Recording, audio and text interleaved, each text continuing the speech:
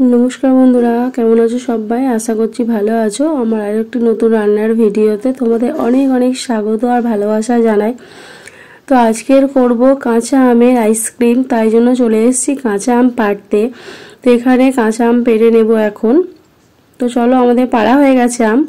तो एखन बाड़ी चले एसेछि, जायगा नियेछि, तार मध्ये किछुटा जल दियेछि, दिये आमगुलो भालो करे धुए नेब। आमगुलोर बोटागुलो जखन भांगछि देखो कतटा करे आमेर भितर थेके आटा बेरोच्छे। प्रत्येकटा आम थेके देखो कतटा परिमाण करे आटा बेरोच्छे।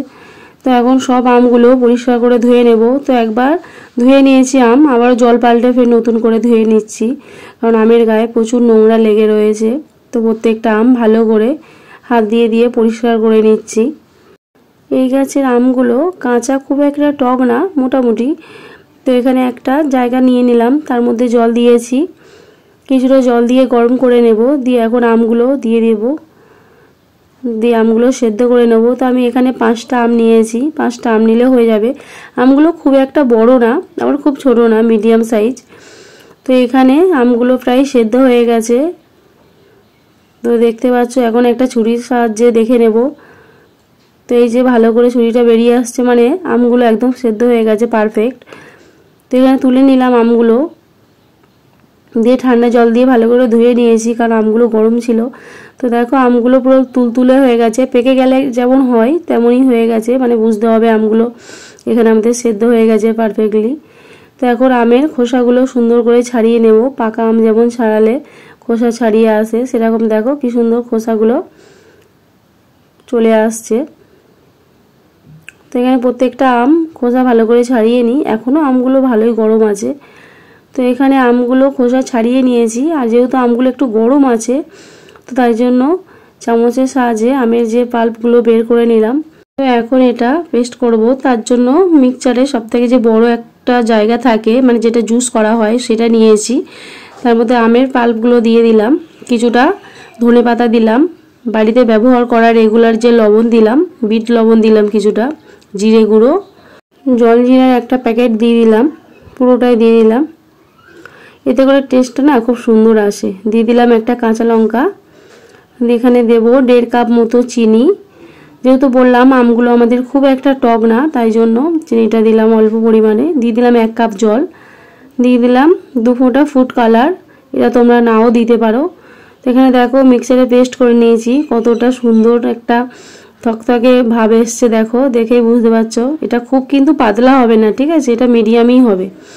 তো এখন একটা আইসক্রিমের এই যে মল নিয়েছি, তো এখন প্রত্যেকটা আইসক্রিম হওয়ার জন্য, সেট করার জন্য দিয়ে দেব আমের পাল্পটা।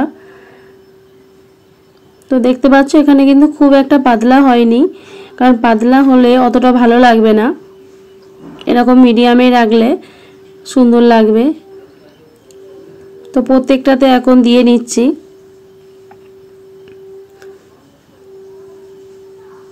তো গরমের সময় না মাঝে মধ্যে এরকম একটু কাঁচা আমের আইসক্রিম করে খেলেও ভালোই লাগে।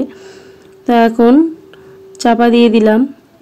এখানে এক্সট্রা করে আমি আর স্টিক ব্যবহার করিনি, আইসক্রিমের যে মলের যেগুলোই থাকে স্টিকগুলো, সেগুলোই দিয়ে দিচ্ছি। প্রত্যেকটা বসিয়ে দিলাম। তো এখানে আমাদের সব প্রত্যেকটা বসানো হয়ে গেছে। চলো এটা এখন ডিপ ফ্রিজে দিয়ে দেবো।